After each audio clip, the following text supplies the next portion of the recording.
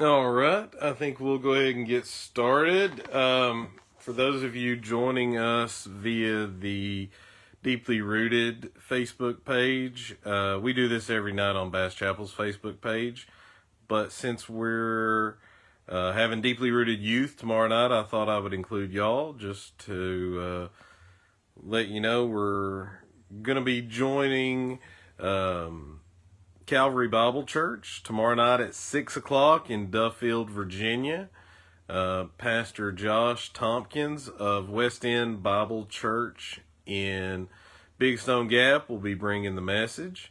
So we're excited to be having our second Deeply Rooted Youth meeting. We met back in January. Vern Hall talked about evangelism and the doctrine of hell at his church at the Free Gift Gospel Mission. And so we're moving around, going different places. If your church would like to host an upcoming Deeply Rooted Youth event, let us know. We'll try to get you set up for that. But we're excited about that. We've got another one scheduled for May, and beyond that, we don't have anything really set yet. But we'll make the announcement tomorrow night at Calvary Bible Church about May. So, if you would like to keep joining us, I'll be reading, starting in the book of Numbers, chapter 6. But we always read our catechism question for the week. So, Bass Chapel folks, Spurgeon's Catechism. We're on question number 26 this week. The question, what does Christ's humiliation include? The answer, Christ's humiliation includes his being born in poor conditions, being made under the law, experiencing the miseries of this life, coming under the wrath of God and the curse of death on the cross, and being buried and continuing under the power of death for a time. And we will continue reading out of the book of Numbers, starting in chapter 16. This is out of the LSB, the Legacy Standard Bible. It says, Now Korah, the son of Izhar, the son of Kohath, the son of Levi, with Dathan and Abiram, the son of Eliab, and On, the son of Peleth, sons of Reuben, took others. And they rose up before Moses, together with some of the sons of Israel, 250 leaders of the congregation, those called upon by the assembly, men of renown. Then they assembled together against Moses and Aaron, and said to them, You have gone far enough, for all the congregation are holy, every one of them, and Yahweh is in their midst. So why do you exalt yourselves above the assembly of Yahweh? And Moses heard this and fell on his face. And he spoke to Korah and all his congregation, saying, Tomorrow morning Yahweh will show who is his and who is holy, and will bring him near to himself. Even the one whom he will choose, he will bring near to himself.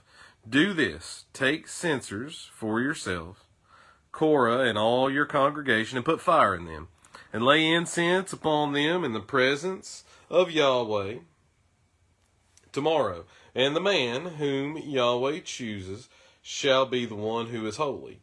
You have gone far enough, you sons of Levi.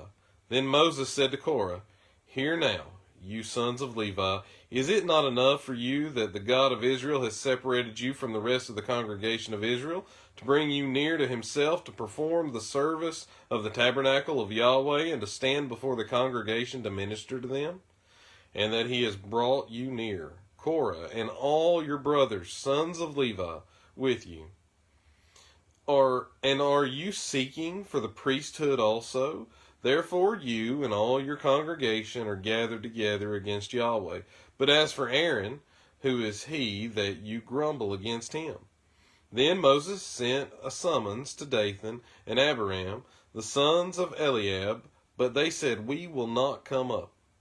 Is it not enough that you have brought us up out of a land flowing with milk and honey to put us to death in the wilderness? But you would also lord it over us. Indeed, you have not brought us into a land flowing with milk and honey, nor have you given us an inheritance of fields and vineyards. Would you put out the eyes of these men? We will not come up." Then Moses became very angry and said to Yahweh, "Do not regard their offering. I have not taken a single donkey from them, nor have I done harm to any of them." And Moses said to Korah, "You and all your congregation be present before Yahweh tomorrow, both you and they, along with Aaron.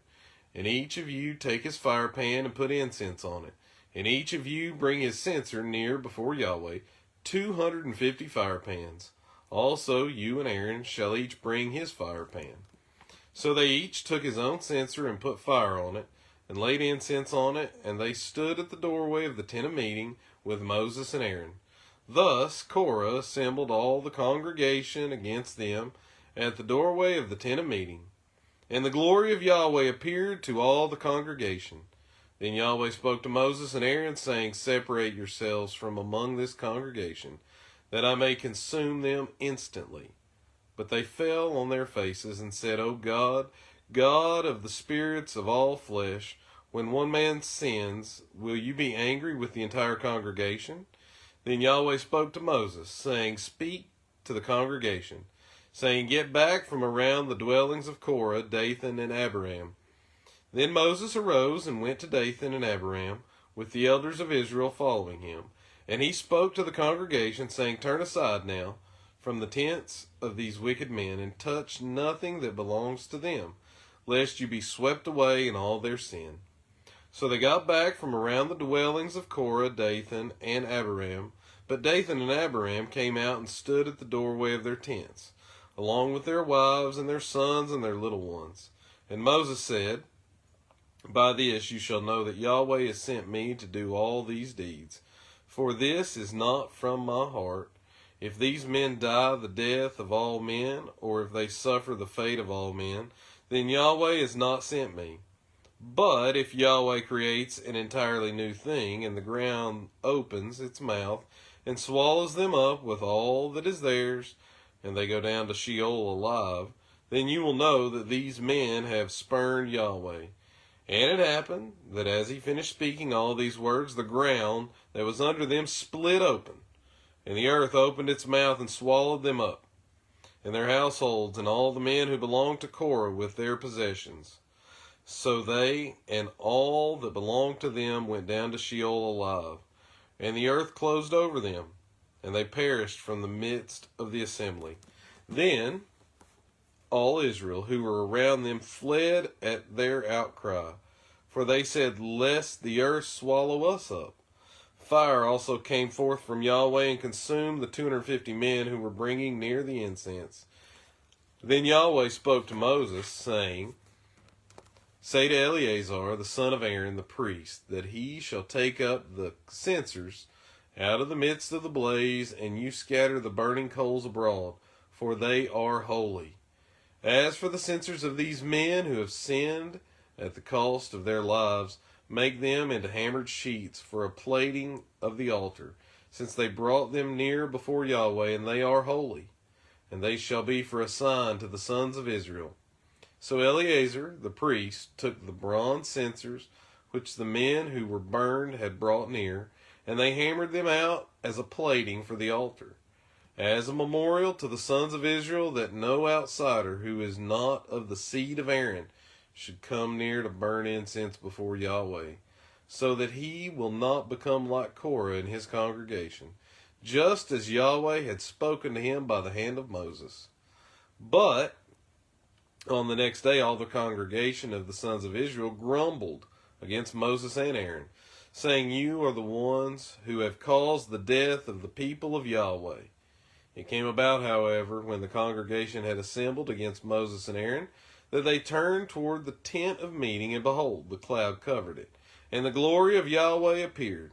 Then Moses and Aaron came to the front of the tent of meeting, and Yahweh spoke to Moses, saying, "Get away from among the congregation, that I may consume them instantly." Then they fell on their faces.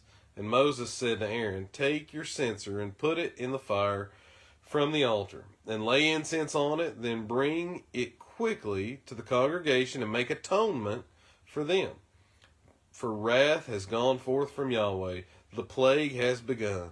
Then Aaron took it, as Moses had spoken, and ran into the midst of the assembly, for behold, the plague had begun among the people. So he put on the incense and made atonement for the people. And he took his stand between the dead and the living, so that the plague was checked. But those who died by the plague were 14,700, besides those who died on account of Korah. Then Aaron returned to Moses at the doorway of the tent of meeting, for the plague had been checked. Numbers chapter 17. Then Yahweh spoke to Moses, saying, Speak to the sons of Israel, and get from them a rod for each father's household, 12 rods from all their leaders, according to their father's household. You shall write each name on his rod, and write Aaron's name on the rod of Levi, for there is one rod for the head of each of their father's households. You shall then deposit them in the tent of meeting in front of the testimony, where I meet with you. And it will come about that the rod of the man whom I choose will sprout. Thus I will rid myself of the grumblings of the sons of Israel who are grumbling against you. Moses therefore spoke to the sons of Israel, and all their leaders gave him a rod apiece, for each leader according to their fathers' households, 12 rods, with the rod of Aaron among their rods. So Moses deposited the rods before Yahweh in the tent of the testimony.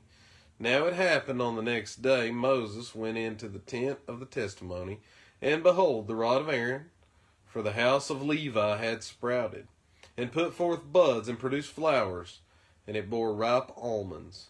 Moses then brought out all the rods from the presence of Yahweh to all the sons of Israel, and they looked, and each man took his rod. But Yahweh said to Moses, Put back the rod of Aaron before the testimony, to be kept as a sign against the rebels, that you may put an end to their grumblings against me, so that they will not die.